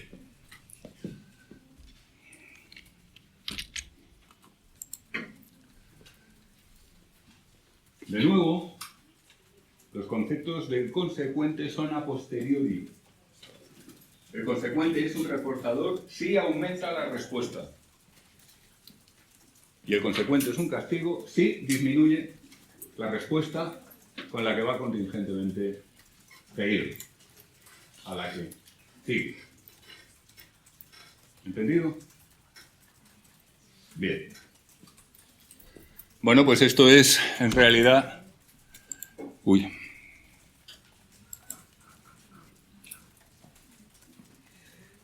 El caso de Andrea, volvamos una vez más. ¿Qué es lo que pasa cuando Andrea decide si va a bucear y con qué grupo? Pues que si ella elige un grupo que no va a cuevas, el consecuente es que se libra de un montón de ansiedad, reforzamiento negativo. ¿Entiendes? Fijaos que, pero que ansiedad, sí. O sea, muchas personas hacen cosas que les encantan, pero que les producen ansiedad. Caso más extremo, los corredores de los encierros. Tengo un antiguo amigo que es de Pamplona, el Chapu, está toda la vida corriendo en los encierros y te aseguro que cuando va a empezar el encierro tiene una ansiedad, como todos, vamos, que no la tenga, está loco. ¿Se entiende? Cuando la gente va a bucear, frecuentemente muchos tienen, incluso gente experta, tiene un puntito de ansiedad. Los paracaidistas siempre dicen que el momento en que se abre la puerta para saltar, aunque lleves 5.000 saltos, te sigue dando ansiedad. Y lo disfrutan la actividad, todo eso, pero tienen ese punto. ¿Qué ocurre? Que ella, cuando... Fijaos que no es escape, es evitación. Cuando ella escoge una inmersión en la cual no hay cuevas, está previniendo que le llegue luego una ansiedad que sea superior al placer que obtiene con la actividad. Una ansiedad de la mala. Que lo está previniendo, no lo está interrumpiendo. Fijaos, escape sería si cuando, por ejemplo, pasa por delante de una cueva no simplemente se perturba, que eso es una reacción condicionada de tipo pavloviano. Que ella, por ejemplo, diera un rodeo. Eso ya es una acción operante que le hace apartarse de la fuente de la ansiedad. Y la interrumpe, pero cuando ya se está produciendo. Eso sería escape. Pero ella lo que hace es más tajante. Ella lo que hace es escoger una inversión en la cual no va a verse sometida a esa situación que le produce ansiedad. Y esas decisiones de esas inversiones se van reforzando por evitación, por reforzamiento negativo. ¿Lo veis, no? No es la cadena, no es el ejemplo idóneo más sencillo, más claro de una cadena operante, pero es una cadena operante. ¿Lo veis? ¿Alguna pregunta? Seguimos para adelante. Volveremos sobre esto y sobre todo volveremos con casos para irlo puliendo. Os adelanto que vamos a tener que aprender a ver los discriminativos, que a veces no son claros. Vamos a tener que meternos muy a fondo con los reforzadores, porque los reforzadores son un problemón teórico, pero también son un problemón práctico. De repente cosas que deberían funcionar como reforzadores y tú compruebas que no funcionan. O que de repente hay reforzadores paradójicos en una situación. Algo que no tendría porque estás reforzando a esa persona por esa conducta, resulta que sí. Tiene toda la pinta de que es eso, tan raro, lo que está manteniendo esa conducta o lo que la está potenciando. Vamos a tener que entrar ahí, que hilar, pero lo haremos a través de casos particulares, mejor, que hacer un inventario de situaciones posibles y movidas. ¿Vale? ¿Todo claro hasta aquí? Variables disposicionales, el otro gran bloque, como decía, son moduladoras de las cadenas, de las variables funcionales de las cadenas, los reforzadores, etcétera, etcétera. Se trata de características, estados o estructuras previas del organismo o del ambiente. Del organismo o del ambiente. La clave es previas. Cuando empieza la situación que estamos analizando, esas variables ya están fijadas, ya tienen los valores que tienen, ya están ahí. Vamos a verlo muy por encima. Efectos típicos de las variables disposicionales, fundamentalmente de tres tipos. 1. Incrementan o decrementan el valor de un discriminativo. Hacen que un discriminativo funcione mejor o peor como discriminativo en su cadena operante. Segundo, incrementan o decrementan el valor de un consecuente. Hacen que el refuerzo refuerce más o que el castigo castigue más o menos. ¿De acuerdo? Y tercero, hacen más o menos probable una determinada morfología en la conducta. Estos son los tres efectos principales de las variables disposicionales. Te dice rápido, que son cuestiones muy importantes. Fijaos en un ejemplo de lo primero. Un discriminativo. Supongamos que estás tan de los nervios que te has puesto a hacer una dieta. Una dieta de estas de las de sufrir. Ya hablamos algo de dietas el otro día y creo que estábamos todos de acuerdo en que son mal asunto. Pero bueno, la gente insiste y le venden motos y las compra. O sea, la mera existencia de la publicidad indica que la racionalidad humana tiene límites mucho más bajos de lo que pensamos. Y la gente sigue comprando dietas y la gente sigue votando a sinvergüenzas y a bandidos. Para que les gobiernen y les quiten el dinero. En fin. Alguien está haciendo una dieta. Por razón de la cual dieta tiene que dejar de consumir determinados alimentos que le son habitualmente pues, muy placenteros y muy gratos y muy raros. Esa persona, por ese motivo, tiene una enorme sensibilidad a cualquier estímulo relacionado con la comida y en particular con ese tipo de alimentos de los que está privado. Lo va a ver más. Hay 50 anuncios, en medio hay uno de un producto que tiene ese alimento. ¡Bum! Lo va a ver. Es decir, si eso es un discriminativo en una cadena, no se le va a escapar jamás. ¿Lo veis, no? La dieta es una variable disposicional que hace que determinados estímulos del entorno del organismo, aquellos que tienen que ver con ciertos alimentos, sean más eficaces como discriminativos. ¿Lo veis? Más claro todavía es el segundo caso, el de los reforzadores y los castigos. ¿Qué hacemos para que la rata trabaje bien? Le hacemos pasar hambre, la deprivamos. Y entonces el reforzador alimentario funciona mucho mejor. De hecho, si no está lo bastante motivada en términos de deprivación, pues no va a funcionar. Pero más todavía. Más típico, quiero decir, porque esto al fin y al cabo es un ejemplo de laboratorio. Una persona a la que nunca, jamás en la vida nadie le hace ni caso. Los reforzadores atencionales, que consistan en darle signos de atención, van a tener un efecto muchísimo mayor en esta persona que en alguien que, por ejemplo, pues es muy famoso, muy popular y tiene la costumbre de que a mí todo el mundo, o sea, aquí el rey del mambo y me hace caso todo el tiempo. Y allá donde voy todos me miran y ¿me entiendes? Usar un reforzador que consista en un signo de atención con el primer individuo, mucho más prometedor que con el segundo. ¿Lo veis, no? Un castigo físico, corporal, va a ser más eficaz en una persona que nunca lo ha recibido. Que en alguien que ha vivido en un entorno en el cual pues las peleas físicas son frecuentes, hay una policía súper brutal que a la primera de cambio te está dando de palos, etcétera, etcétera, etcétera. Alguien que ha vivido ahí, pues un castigo corporal le va a hacer menos efecto que la persona a la que no le han tocado en su vida, que se queda con... ¿Lo veis, no? Ahora se están inventando supuestas violencias de todo tipo, simbólicas, vicarias y no sé qué.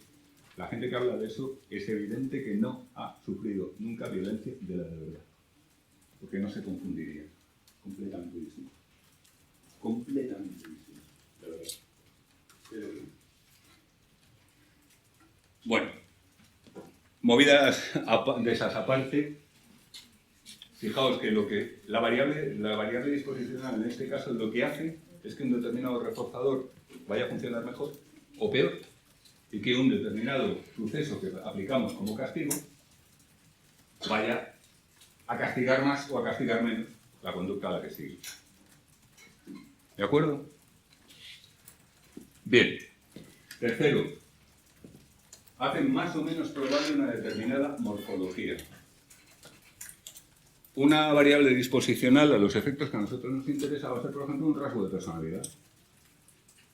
Una persona muy tímida, cuando va a comprar carne, pues es más probable que coja una de esas bandejitas de carne que ya están empaquetadas y la lleve a la caja donde además no hay que hablar con ningún ser humano porque es todo pasar el código de barras y ya pagar. ¿No? Bien, es verdad, todos tenemos días que no estamos de humor para la interacción humana y nos molan esas cajas en las que no tienes que hablar con nadie. Pero yo me acuerdo en la pandemia, pues, que había días que la única persona con la que hablaba era la cajera del súper. Estuve a punto de enamorarme, vamos, aquello era... ¿Me entendéis, no? Pero una persona tímida, primero va a escoger, fijaos, la conducta es la misma, comprar carne, y se define porque es cualquier acción o secuencia de acciones que tenga como resultado que tú tienes más carne y tienes menos dinero. ¿De acuerdo? Cualquier secuencia de acciones que produzca ese intercambio. Recordad que definimos las conductas funcionalmente por su efecto. Bueno, pues por su efecto comprar carne es eso.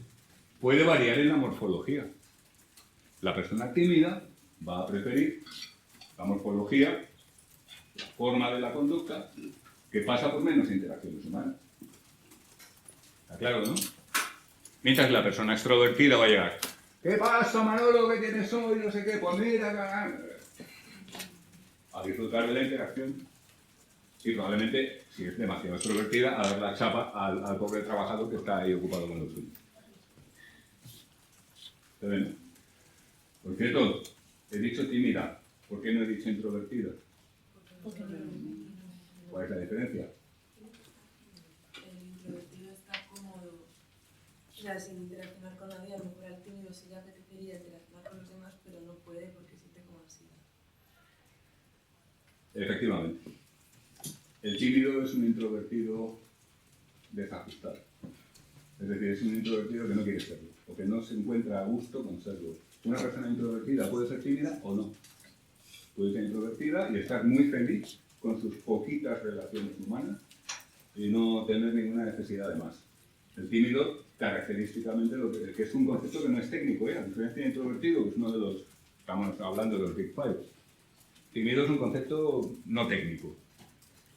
Se refiere a un introvertido que sufre por ser introvertido. Esa es la diferencia. Pero, por eso no he dicho introvertido, porque es perfectamente posible que un introvertido, bueno, no, un introvertido probablemente también habría escogido la otra opción. Pero no porque le diera mal rollo la interacción con el otro, sino porque no apetecía. ¿Vale? ¿Está claro? Pues básicamente esto es lo que hacen las variables disposicionales, claro.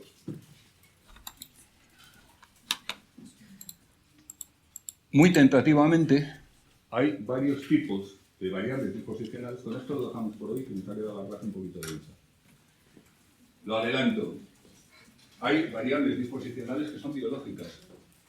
Por ejemplo, una persona puede ser muy sensible por razones neurales a determinados estímulos que por tanto le duelen más que a otras. Tiene el umbral de dolor más bajo para ese tipo de estímulos.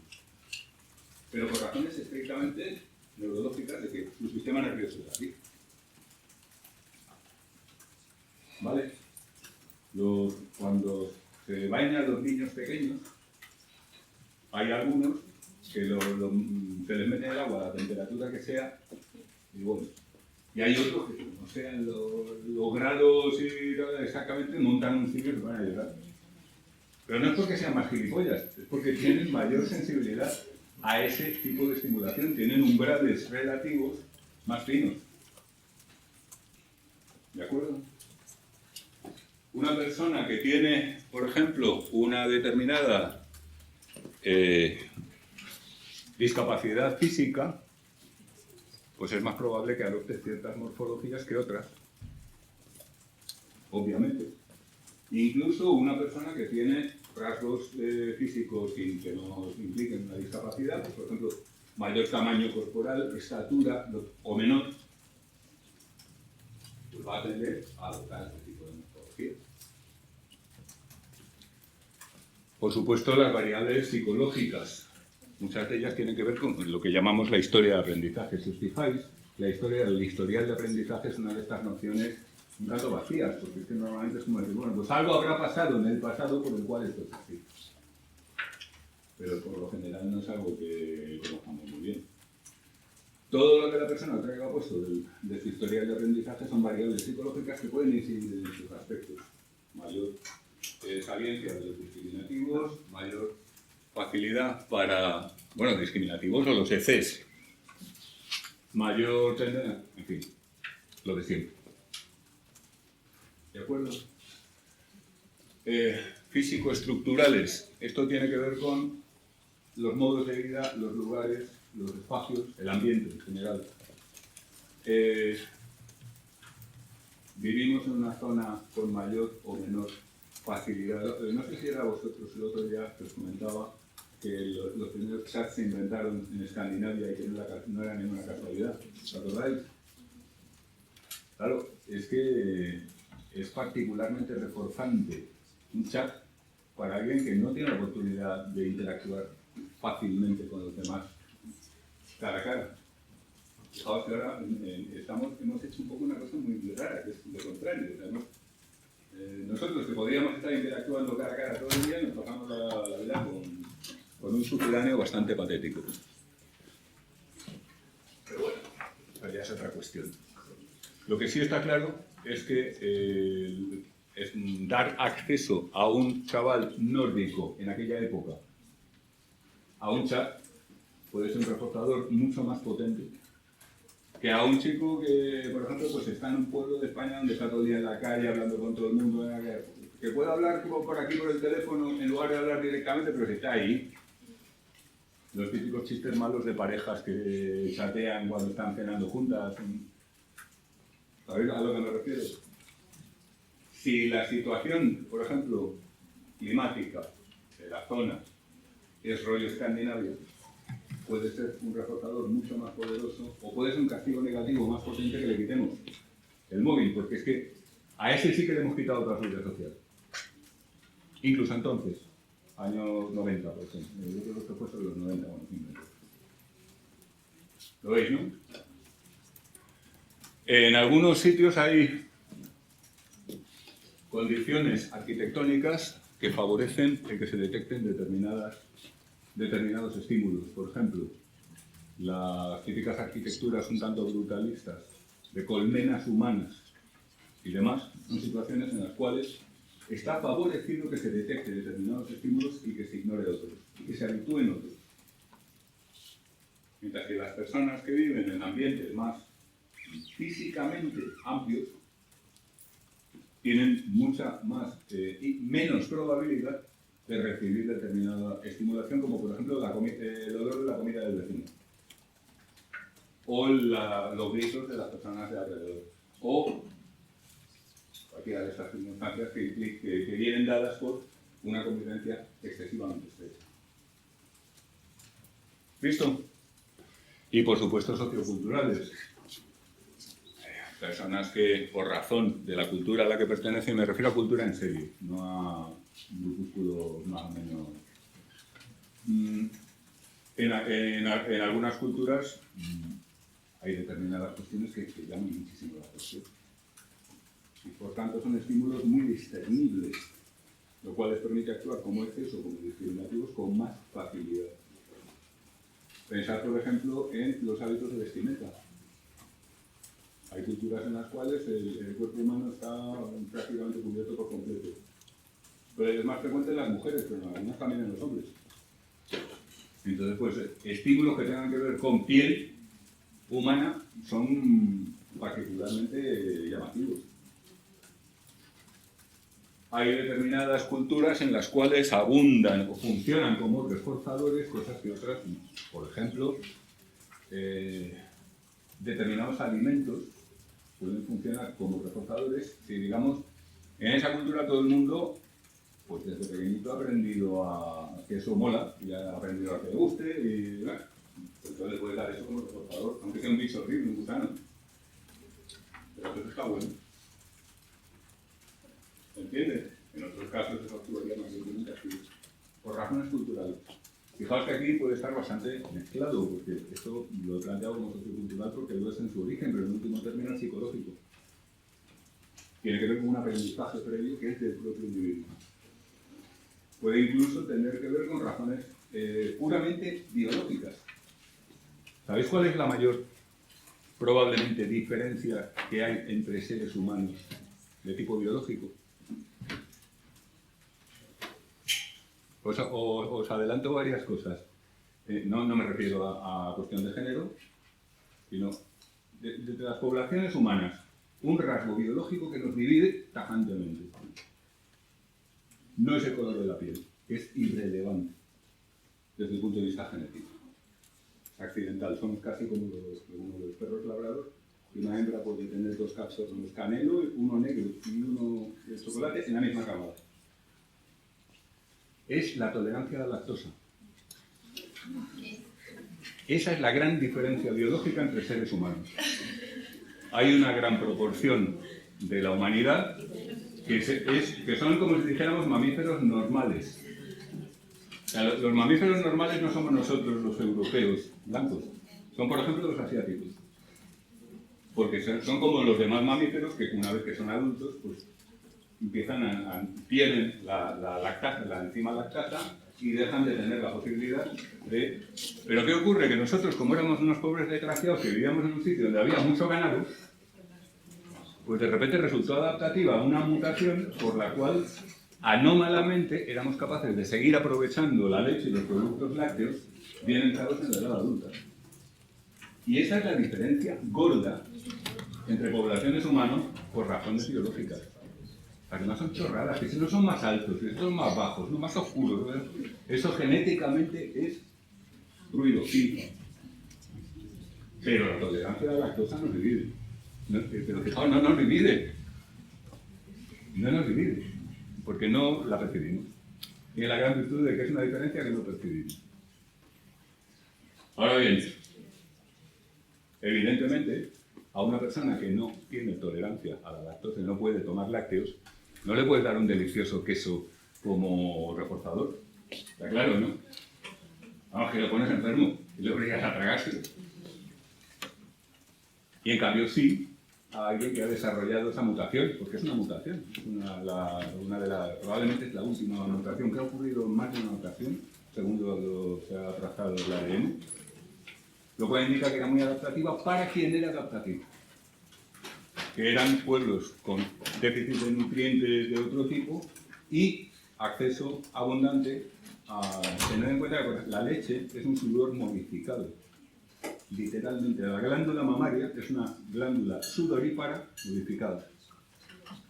Y la leche está diseñada biológicamente para ser consumida inmediatamente según se produce. ¿Habéis visto alguna vez a una chimpancé guardando leche para darse? Así no me despierta luego el mono por la noche. No. Según se produce, se consume. Pero de ahí todas las dificultades que tenemos para conservarla. Y a pesar de todo, pues una botella de leche que se tiene que tomar colocada en la nevera puede ser dudosa rápidamente. O sea, no está pensada para eso, por así decirlo. Pero lo que no cabe la menor duda es que para los que tenemos esa mutación y ciertos aprendizajes, porque hay gente que odia la leche, aunque sea capaz biológicamente pero la odia por motivos psicológicos. ¿Veis un poco la trama? Que las disposicionales son todo esto. Son todo este conjunto de cosas de todos esos tipos que hacen que un reforzador refuerce mucho o poco, que un castigo castigue mucho o poco, que un estímulo sea fácil de detectar o más difícil, etcétera, etcétera. ¿Visto? Esto en líneas generales. Iremos viendo disposicionales al hilo de los casos. Tampoco le vamos a dar muchas más vueltas. ¿Vale? ¿Alguna pregunta por vuestra parte? Por mi parte ya he acabado.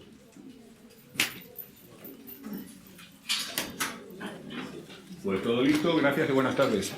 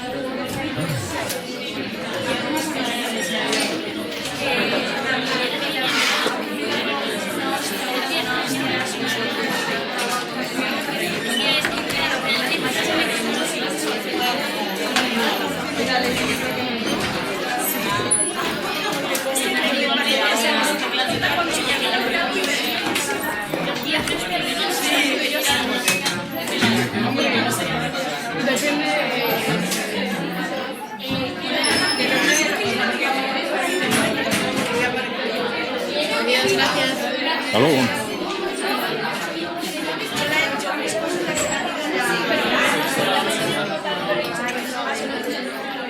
Gracias.